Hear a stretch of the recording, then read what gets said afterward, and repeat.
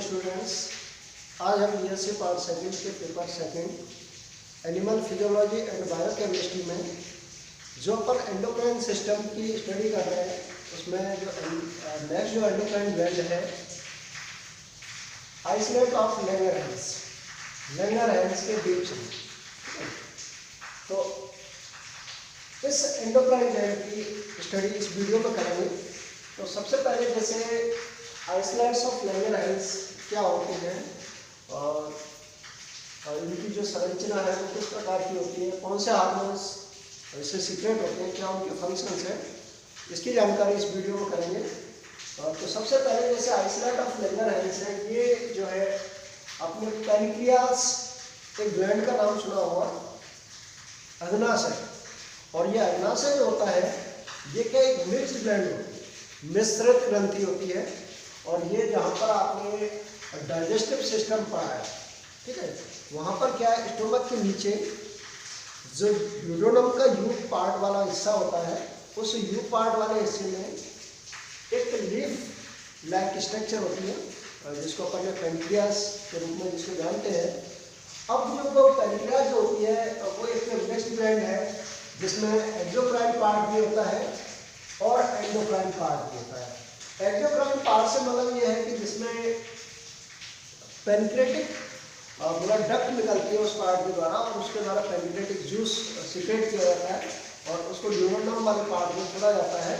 तो चूंकि इसमें डक्ट होती है इसलिए ये वाला पार्ट क्या होगा, एक्सोक्राइन पार्ट होगा। जैसे अपन इस डायग्राम में देखें और जैसे एक्सोक्राइन एस्पेक्ट दे रखी है इसमें, ये वाली जो बाहर की, ठीक है, ये कैसी है, मतलब ये डाइजेस्टिव जूस सीक्रेट करती है, ठीक है, इसमें डाइजेस्टिव एंजाइम्स होते हैं।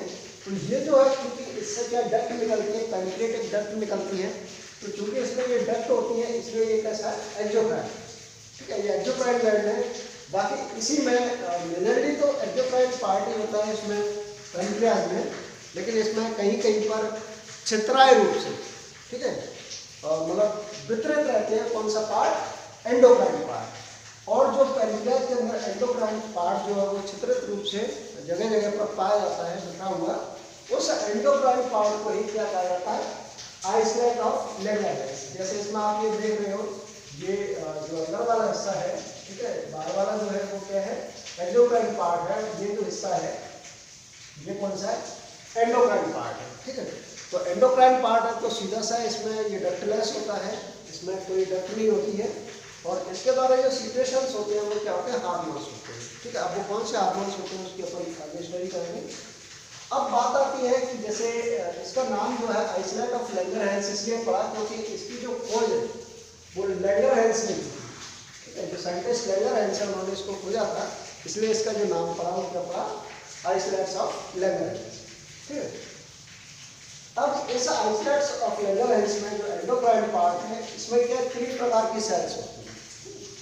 अल्फा सेल्स ये लार्ज साइज की सेल होती है और ये लगभग क्या 75% इस आइसोलेट ऑफ लैंगरहैंस का बनाता है। दूसरी वाली जो है बीटा सेल्स जो कि लगभग कितनी होती है, 20% होती है और ये साइज में क्या होती है, मीडियम होती है और ये 20% पार्ट बनाएंगे। और तीसरी जो है जिनको डेल्टा सेल्स या गामा सेल्स भी कहा जाता है और ये लगभग कितनी होती है, 5% पार्ट बनाती है और ये सबसे स्मॉल होती है साइज में। जैसे इस डायग्राम पर अपन देख सकते हैं कि ये जो है अल्फा सेल्स है, ठीक है, बीटा सेल्स है और जो सबसे छोटी है वो कौन सी, डेल्टा सेल्स या गामा सेल्स भी इनको बोला जाता है। बाकी ये सारी जो है जो मतलब एक्सोक्राइन सिनाई है वो कनेक्टिव टिश्यू में क्या है, फंसी रहती है, कनेक्टिव टिश्यू में फंसी रहती है और इसमें रिचली क्या है, ये ब्लड सप्लाइड रहती है। बीच बीच में आप देख रहे हो इसमें ब्लड वेसल्स है जिसके द्वारा इसको ब्लड सप्लाइड रहता है। तो अब जो मोस्ट इम्पोर्टेंट बात है कि hormones secreted by isolate of Langerhans, कि आइसोलेट ऑफ लैंगरहैंस जो कि एंडोक्राइन पार्ट है उसके द्वारा कौन से हार्मोन सीक्रेट किए जाते हैं और उनके क्या फंक्शंस होते हैं। तो आइसोलेट ऑफ लैंगरहैंस के द्वारा मेनली 3 हार्मोन सीक्रेट किए जाते हैं जो कि अलग अलग सेल्स के द्वारा सीक्रेट किए जाते हैं और जिनका अपन यहाँ पर एक एक करके, जैसे सबसे पहले बात की जाए इंसुलिन। तो इंसुलिन जो है ये एक तरह से देखा जाए तो इंसुलिन और ग्लूकागॉन जो है वो मेन हार्मोन्स है आइसोलेट ऑफ लैंगरहैंस के, जिसमें इंसुलिन जो है वो किसके द्वारा सीक्रेट किया जा रहा है, बीटा सेल्स के द्वारा। और इसकी जो नेचर होती है वो प्रोटीन नेचर होती है, और ये ऐसा माना जाता है कि प्रो इंसुलिन की फॉर्म में सीक्रेट किया जाता है, जो कि क्या होता है, इनएक्टिव होता है। ठीक है, बाद में ये एक्टिव फॉर्म इंसुलिन में क्या होता है, कन्वर्ट हो जाता है। अब इसके फंक्शंस की बात करें तो ये काफ़ी इंपॉर्टेंट फंक्शन है इसका, और मेनली क्या है कि जैसे कार्बोहाइड्रेट मेटाबॉलिज्म उसको ये इफेक्ट करता है, और इसके साथ साथ जैसे increase permeability of cell membrane to glucose, जो सेल मेम्ब्रेन की परमेबिलिटी है वो ग्लूकोज के लिए क्या है, बढ़ा देता है। इसके अलावा stimulate glycogenesis, glycogenesis means conversion of glucose into glycogen, तो ग्लाइकोजन को ये बढ़ावा देता है। ठीक है, ग्लाइकोजेनेसिस को बढ़ावा दे रहा है, तो उसका रिजल्ट क्या होगा कि जो ब्लड के अंदर जो ग्लूकोज का लेवल है वो क्या हो जाएगा, डिक्रीज हो जाएगा। मतलब ये कुल मिला करके ब्लड के अंदर जो ग्लूकोज का लेवल है उस लेवल को क्या करता है, कम करता है, उसको लोअरिंग करता है। इसके साथ साथ increase protein synthesis, protein synthesis को इंक्रीज करता है। इसके साथ इनहिबिट एडिनाइल साइक्लेज, एडिनाइल साइक्लेज जो है उसको ये रिड्यूस करेगा, इनहिबिट करेगा। उससे क्या होगा कि जो साइक्लिक एएमपी है वो भी क्या हो जाएगी, उसकी कमी हो जाएगी, और उसका रिजल्ट ये होगा कि साइक्लिक एएमपी जो होता है वो ग्लूकोज के फॉर्मेशन के लिए, ग्लूकोज के सिंथेसिस के लिए आवश्यक होता है। तो इसलिए क्या है कि ग्लूकोज का जो सिंथेसिस है वो क्या हो जाएगा, कम हो जाएगा। तो उसका भी अल्टीमेटली यही रिजल्ट होगा कि ब्लड के अंदर जो ग्लूकोज का लेवल है वो क्या होगा, डिक्रीज होगा। अब इसमें जैसे मान लो थोड़ा सा इसमें जैसे अगर मान लो इसका हाइपोसिक्रेशन हो जाता है, तो हाइपोसिक्रेशन जो वाली कंडीशन है, हाइपोसिक्रेशन और हाइपर सिक्रेशन, इसके क्या इफेक्ट होंगे उसको अपन नेक्स्ट उसमें देखेंगे। तो ये जो है अपन ने इंसुलिन के बारे में देखा कि इंसुलिन जो है वो बीटा सेल्स के द्वारा सीक्रेट हो रहा है, प्रोटीन नेचर का होता है। प्रो इंसुलिन इनएक्टिव फॉर्म में सीक्रेट होता है, बाद में उसको इंसुलिन एक्टिव फॉर्म में कन्वर्ट कर दिया जाता है। ठीक है, और मेनली इसका जो फंक्शन है, ठीक है, कार्बोहाइड्रेट मेटाबॉलिज्म का रेगुलेट करना है, और उसमें भी क्या है कि ये जैसे ग्लूकोज का जो लेवल है ब्लड उसको क्या है, कम करता है। ठीक है, ये इसका मेन फंक्शन है। इसके बाद दूसरा देखा हम लोग ग्लूकागॉन, तो ग्लूकागॉन जो है वो अल्फा सेल्स के द्वारा सीक्रेट होता है, और ये भी प्रोटीन या पॉलीपेप्टाइड नेचर का होता है। अब जनरली इसका जो कार्य होता है वो जस्ट अपोजिट होता है जिसके इंसुलिन का, जो इंसुलिन जो काम कर रहा है उसके अपोजिट क्या करेगा, ग्लूकागॉन काम करेगा। जैसे ये जो है स्टिमुलेट एडिनाइल साइक्लेज, जबकि इंसुलिन क्या कर रहा था, उसको इनहिबिट कर रहा था, ये क्या कर रहा है, एडिनाइल साइक्लेज को स्टिमुलेट करेगा, उससे साइक्लिक एएमपी क्या होगा, इंक्रीज होगा, और उसका रिजल्ट क्या होगा, ग्लूकोज सिंथेसिस इंक्रीज होगा, तो उससे अल्टीमेटली ग्लूकोज का जो लेवल है ब्लड के अंदर वो बढ़ जाएगा। Increase glucose level in blood, ठीक है, तो ये ग्लूकोज लेवल को क्या कर रहा है, मतलब ब्लड के अंदर बढ़ा रहा है।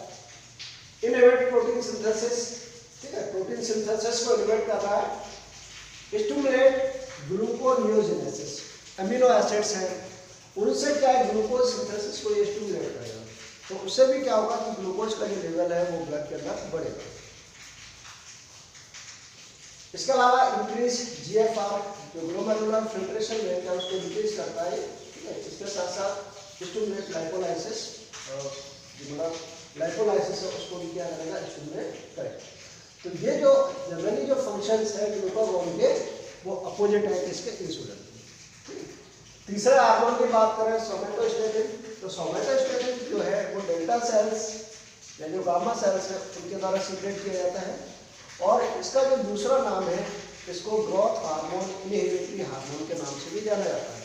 तो सीधी सी बात है, इसके नाम से पता लग रहा है कि ये क्या है, ग्रोथ हार्मोन को इनहिबिट करने का काम करता है।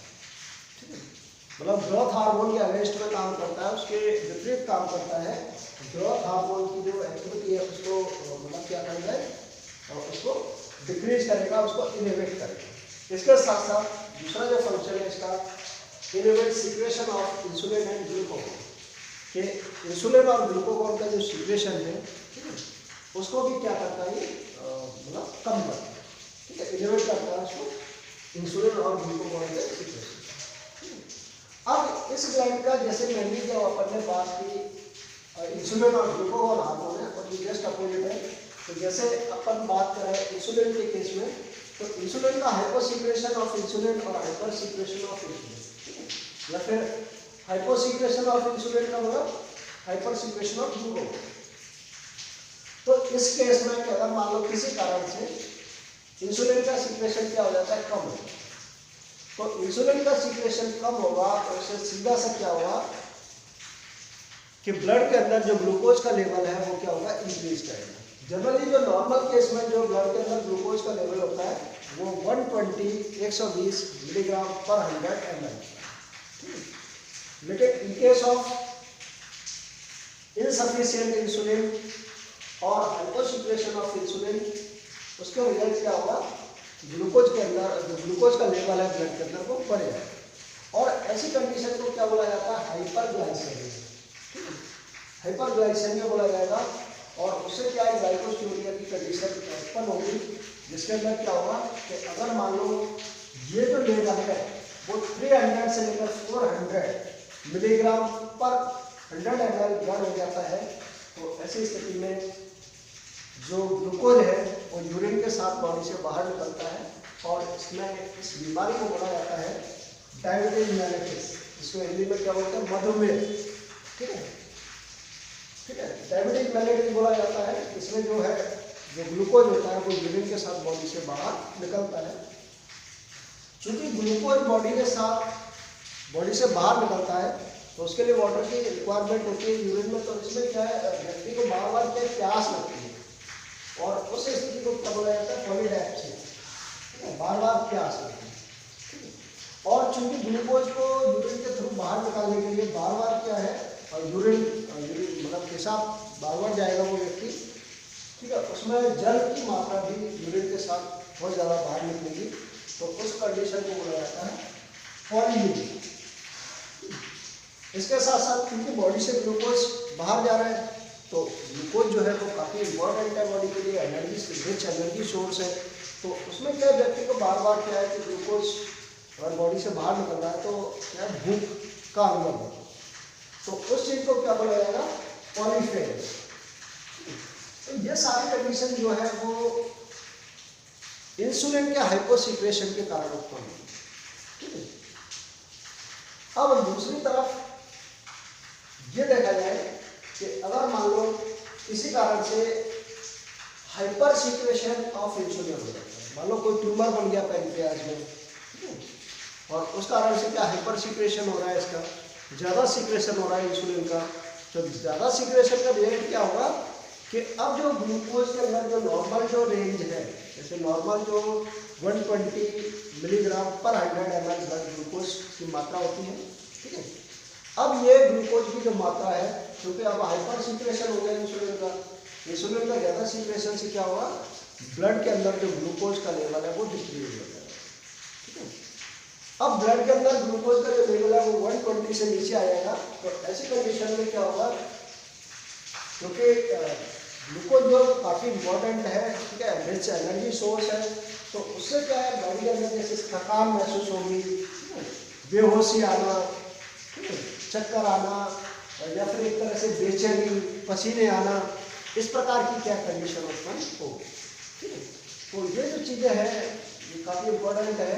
ठीक है, और विशेषकर ये जो बीमारी है डायबिटीज मेलिटस, ये क्या है, अगर इसका कंट्रोल नहीं किया गया तो इसमें क्या होता है कि आगे जा करके जो प्रोटीन्स है वो भी टूटने लग जाते हैं कीटोन बॉडीज़ में, और अल्टीमेटली जो बॉडी के ऑर्गन्स, ठीक है, जैसे किडनी वगैरह है उस पर भी इफेक्ट पड़ता है, क्योंकि और पूरा जो डायबिटीज मेलिटस के अंदर और जो वाला यूरिनेशन बार बार हो रहा है, ठीक है, बॉडी बहुत ज़्यादा वाटर आयंस का लॉस होता है, तो इस प्रकार से जो किडनी है वो अफेक्टेड होते हैं, और दूसरे वाइटल ऑर्गन्स हैं वो भी अफेक्टेड होते हैं। तो ये बहुत खतरनाक बीमारी है डायबिटीज मेलिटस, और इसमें अल्टीमेटली अगर इसका ट्रीटमेंट नहीं करवाया, ठीक है, तो क्या हो सकता है, इसमें डेथ हो सकती है।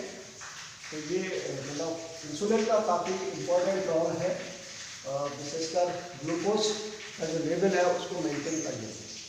तो ये आपको इसमें एक तो क्या है कि आपको आइसोलेट ऑफ लैंगरहैंस कहाँ पर पाए जाते हैं, इनकी पोजीशन कहाँ है, इनके द्वारा कौन से हार्मोन्स सीक्रेट होते हैं और उन हार्मोन्स का फंक्शंस क्या है, ये आपको समझ में आ जाना चाहिए।